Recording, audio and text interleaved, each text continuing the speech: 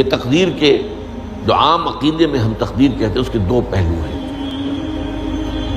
ایک پہلو ہے ما اصاب علی الانسان، جو کچھ انسان پر آتا ہے مصیبت، جیسے ابھی آیت میں نے پڑھی ما اصاب من مصیبت فی الارض ولا فی انفسکم۔ ہم ہر وقت زد میں ہیں، کوئی تکلیف آ گئی، کوئی مصیبت آ گئی، کوئی بیماری آ گئی، کوئی حادثہ ہو گیا، کوئی بچہ فوت ہو گیا، کوئی عزیز جو ہے وہ فوت ہو گیا، یہ ہر وقت حوادث ہے۔ تو جو بھی کچھ پیش آتا ہے وہ علم خداوندی میں ہمیشہ سے تھا۔ یہی وجہ ہے کہ ایک اور حدیث ہے ابن الدیلمی سے، لمبی حدیث ہے وہ، لیکن اس کے اندر جو آخری ٹکڑا ہے وَتَعْلَمَ، یعنی انسان کے نجات کے لیے لازم ہے کہ یہ بات بھی تم جان لو انما اصابک لم یکن لیخطئک وانما اخطأک لم یکن لیصیبک وَلَوْ مِتَّ عَلَىٰ غَيْرِ هَذَا، اگر تم اس کے سوا کسی صورت پر ہوگے تو جہنم میں داخل ہو جاؤ گے، لَدَخَلْتَ النَّارَ۔ یہ جان لو کہ جو چیز تم پر آئی وہ آنی ہی آنی تھی۔ دیکھیے ہوتا کیا ہے، کاش کہ میں اگر یوں کر لیتا تو یہ نہ ہوتا، بس یہی ایمان بالقدر کے منافی ہے۔ جو ہوا ہے وہ اللہ تعالیٰ کے ہاں تو پہلے سے طے تھا، ہونا ہی تھا۔ تمہاری کوئی تدبیر، کاش کہ میں اس وقت یہ کر لیتا، یہ لو، اسی لیے ایک حدیث میں الفاظ آئے ہیں ان کلمۃ لو تفتح عمل الشیطان، اس لو سے، کاش، اس سے شیطانی عمل شروع ہو جاتا ہے۔ کاش کہ یہ ہو جاتا، کاش میں یہ نہ کرتا، کاش کہ ہو جاتا، تو یہ نہیں۔ تعلم انما اصابک لم یکن لیخطئک، تو جان لے اس بات کو کہ جو چیز تم پر آئی ہے وہ ہرگز ٹلنے والی نہیں تھی۔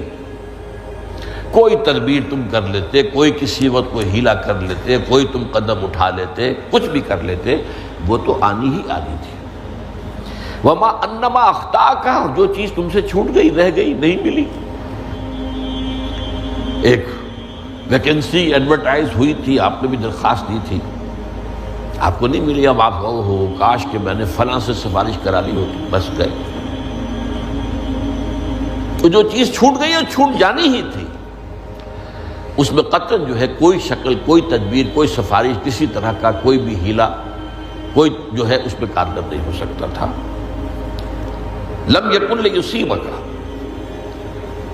وَمِتَّ عَلَىٰ غَيْرِ ذَلِكَ، اگر تو اس کے سوا کسی کیفیت پر تیری موت واقع ہوئی، اگر یہ یقین نہیں ہے، یہ ہے تقدیر کا وہ مفہوم کہ جس کا تعلق ہے علامہ اصاب الانسان، جو انسان کے اوپر وارد ہو رہا ہے، اس کے ضمن میں تقدیر کا مفہوم کیا ہے کہ جو ہوا ہے وہ تو ہونا ہی تھا، اس میں تو کسی شک و شبے کی گنجائش نہیں، بالکل قطع اللہ تعالیٰ کا فیصلہ ہے۔ البتہ در حقیقت ایک دوسرا پہلو ہے، ما یفعل الانسان، وہ جو انسان کرتا ہے۔ یہاں آ کر یہ تقدیر کا مسئلہ بہت ٹیڑھا ہو جاتا ہے۔ آیا میرے اندر کوئی اختیار بھی ہے کہ نہیں؟ Do I have any free choice؟ یا ہر شخص پہلے سے طے ہے؟ تقدیر کا ایک عام مفہوم یہ ہے، اور اس مفہوم میں بھی بعض روایات بھی ہیں جو اس کی تائید کرتی ہیں کہ ہر چیز پہلے سے طے ہے، لکھی ہوئی۔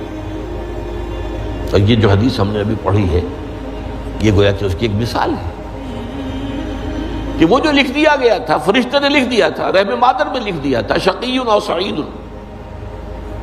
یہ بدبخت ہے یا سعادت مند ہے۔ تو ایک شخص پوری عمر نیکی کے کام کرتا رہا، آخری وقت میں آ کر کوئی ایسا حادثہ پیش آ گیا کہ وہ اہل جہنم کے سے کام شروع کر دی اور جہنمی ہو گیا۔ یا ایک شخص ساری عمر جو ہے جہنمیوں کے سے کام کرتا رہا، آخری وقت میں آ کر کوئی ایسی توفیق ملی، کچھ ایسا معاملہ ہو گیا، توبہ کر لی اور اس نے جو ہے اہل جنت کے سے اعمال شروع کر دی۔ تو یہ جو ہے علامہ اصابک کا علیحدہ بات ہے، اور علامہ یفعل الانسان، انسان کیا کرتا ہے، اس میں اس کی قدرت کتنی ہے۔ اور یہ ہمارے ہاں فلسفے کا بڑا مشکل موضوع ہے، اسی کا نام ہے جبر و قدر۔ ہمارے اسلاف میں بھی کچھ لوگ ایسے ہیں متکلمین میں سے، دیکھیے ہمارے ہاں ایک وہ لوگ ہیں کہ جو اس پر قناعت کرتے ہیں کہ جو اللہ نے کہہ دیا اور رسول نے کہہ دیا، اس سے آگے ہم مین میخ نہیں نکالیں گے، وہ محفوظ راستے پر ہوگی۔ لیکن بہرحال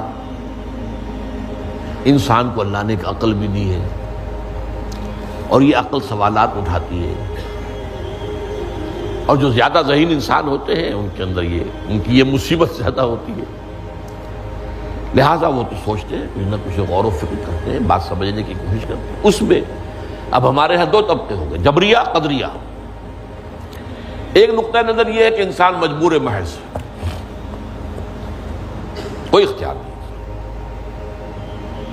اور ایک یہ ہے کہ انسان قادر مطلق ہے، جو چاہتا ہے اپنے فیصلے میں مختار مطلق ہے، وہ فیصلہ کرتا ہے۔ انہیں قدریہ کہتے ہیں۔ تو جبریہ اور قدریہ ان کی بحثیں ہمارے یہاں، یہ وہی تقدیر کا مسئلہ جو میں نے کہا تھا، بحثوں میں آ کر الجھ جائے، آج تک حل نہیں ہوا، حل ہو سکتا ہی نہیں۔ اب اس کے ضمن میں علامہ اقبال کا ایک شعر آپ کو سناتا ہوں، وہ بہت اچھا لگتا ہے، بہت خوبصورت لگتا ہے شعر ہونے کے اعتبار سے۔ تقدیر کے پابند جمادات و نباتات، مومن صرف اللہ کے احکام کا پابند۔ اس میں انسان سے پابندی کی نفی کر دی گئی ہے، وہ صرف پابند ہے اللہ کے احکام کا۔ نتیجے کے اعتبار سے تو جو یہ شعر کہہ رہا ہے، جو بات وہ صحیح ہے، پابندی اصل جو ہے وہ اللہ کے احکام کی ہے، لیکن یہ کہ تقدیر کی پابندی سے انسان بھی پوری طرح آزاد نہیں ہے۔ یہ سمجھ لینا کہ یہ جمادات و نباتات ہی کا معاملہ، یہ غلط ہے، یہ مبالغہ ہے۔ ظاہر بات ہے کہ شاعر جو ہے، شاعر مبالغے سے بچ نہیں سکتا، چاہے وہ علامہ اقبال ہو، کوئی بھی ہو۔ تو اسی لیے سورہ شعراء کے اندر جو عام شعراء کی جو صفات بیان ہوئی ہیں وہ آپ کے ذہن میں آ گئی ہوگی۔ مبالغہ کرتے ہیں، فی کل واد یہیمون انہم یقولون ما لا یفعلون، وہ کہتے بھی وہ کچھ ہے جو کرتے نہیں ہیں، اور یہ بات تو علامہ اقبال پر بھی چشمہ ہوتی ہے۔ بہرحال یہ شعر ذرا پھر نوٹ کیجئے، تقدیر کے پابند جمادات و نباتات، مومن صرف اللہ کے احکام کا، کوئی بات صحیح نہیں۔ انسان بہت سے اعتبارات سے مجبور ہے۔ سب سے پہلے جو ہے انسان کے اندر ایک تقدیر نوعی ہے، نوع انسان۔ چھوٹی سی چڑیا اڑتی پھرتی ہے، انسان نہیں اڑ سکتا۔ آپ نے ٹھیک ہے مشین ایجاد کر دی، جہاز ایجاد کر لیا، آپ دوڑ رہے ہیں، 500 آدمی اور سینکڑوں من سامان لے کر جو ہے وہ جا رہا ہے، 747 ہو یا 757 ہو، یہ کر لیا ٹھیک ہے، خود نہیں اڑ سکتے۔ اب کیا کریں گے آپ؟ یہ تقدیر نوعی ہے، سپیشیز، ہر سپیشیز کے لیے اللہ نے ایک اندازہ مقرر کر دیا ہے، اس اندازے ہی میں رہے گا، اس سے باہر نہیں جا سکتا۔ پھر ایک تقدیر شخصی ہے۔ اب دیکھیے تقدیر شخصی کیا ہے؟ بعض اوصاف و صفات ہمیں وراثتاً ملتے ہیں، we have no choice۔ پہلے بھی یہ بات مانی جاتی تھی، آج جو ہے ذرا سائنٹیفک انداز میں ہم کہتے ہیں جینز میں چلا آ رہا ہے، وہ جینز کو کوئی بدل سکتا ہے؟ جو جینز بھی آپ کو ملے اپنے والدین کی طرف سے، وہ آپ کی شخصیت کا ظاہر بات ہے کہ فیصلہ کن طرز پر اس کو ڈھال دیتے ہیں۔ جینز ہے، پابندی ہے۔ نمبر دو یہ کہ خاص طور پر جو گھر کا ابتدائی ماحول ہوتا ہے، ماں کی گود اور ابتدائی گہوارہ گھر کا، اس کے جو اثرات مرتسم ہو جاتے ہیں شخصیت کے اوپر، وہ بھی بڑے مستقل ہوتے ہیں، پختہ ہوتے ہیں۔ ان دونوں چیزوں کو ضرب دے لیجئے، hereditary factors multiplied by environmental factors, اس سے مل کر ایک شے تیار ہوتی ہے جس کو قرآن کہتا ہے شاکلہ. قل کل یعمل علی شاکلتہ فربکم اعلم بمن هو اہدی سبیلا، سورہ بنی اسرائیل. شاکلہ کسے کہتے ہیں؟ شاکلہ شکل دینے والی شے. آپ کو لوہا ڈھالنا ہے، کوئی خاص پرزہ بنانا ہے، اس کا پہلے سانچہ بناتے ہیں. لوہے کو پگھلا کے اس میں ڈالیں گے تو جیسا سانچہ ہوگا ویسا ہی لوہا جو ہے وہ شکل اختیار کرے، اس سے شاکلہ کرے. یہ شاکلہ جو ہے ہر انسان کا، اس سے باہر انسان نہیں جا سکتا.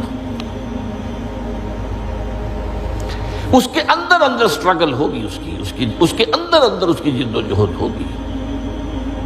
لیکن اس کا یہ مطلب نہیں ہے کہ اس کا کوئی فری چوائس ہے. فری چوائس ہے، لیکن وہ فری چوائس انہی حدود کے اندر کام کرے گا، اس سے باہر نہیں. اس بات کو مختلف احادیث میں حضور نے بہت خوبصورتی سے بیان کیا.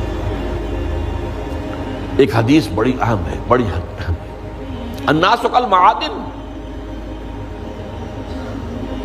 انسانوں کی مثال بھی معدنیات کیسی ہے. اب سونے کی معدنیات میں سے سونے کی جو اور ہے، اب پتہ نہیں اردو میں مجھے معلوم نہیں اور کا ترجمہ کیا کرتے ہیں عام طور پر، لیکن جانتے ہیں اور وہ کچی دھات جس سے کو صاف کر دیتے ہیں تو پھر وہ دھات جو ہے خالص شکل میں سامنے آ جاتی ہے. سونے کی اور سے سونا بنے گا، چاندی کی اور سے چاندی بنے گی، سونا تو نہیں بن سکتا. جتنا چاہے صاف کر لیں، وہ اور تو مستقل. الناس کالمعادن خیارکم فی الجاہلیت خیارکم فی الاسلام. جو تم میں جاہلیت کے دور میں، پری اسلامک دور میں جو بہترین تھے، وہی اسلام میں آ کر بہترین ہوئے. وہ اور سونے کی تھی، وہ صاف ہو گئی ہے، اور سونا جو ہے وہ نکھر کر خالص سونا بن کر آ گیا ہے. اسلام نے صاف کر دیا. وہ چاندی کی اور تھی، اسلام نے اس کو صاف کر دیا ہے، وہ نکھر کر چمکتا ہوا جو ہے وہ چاندی بن گئی. لیکن یہ کہ اضافہ، البتہ پھر اس میں ایک اضافہ کیا حضور نے، جبکہ ان کے اندر دین کا فہم داخل ہو جائے. تو یہ کہ جو بہترین پہلے تھے وہی بہترین اب ہو. اسلام لانے سے پہلے بھی بہترین ابو بکر تھے، اسلام لانے کے بعد بھی بہترین ابو بکر.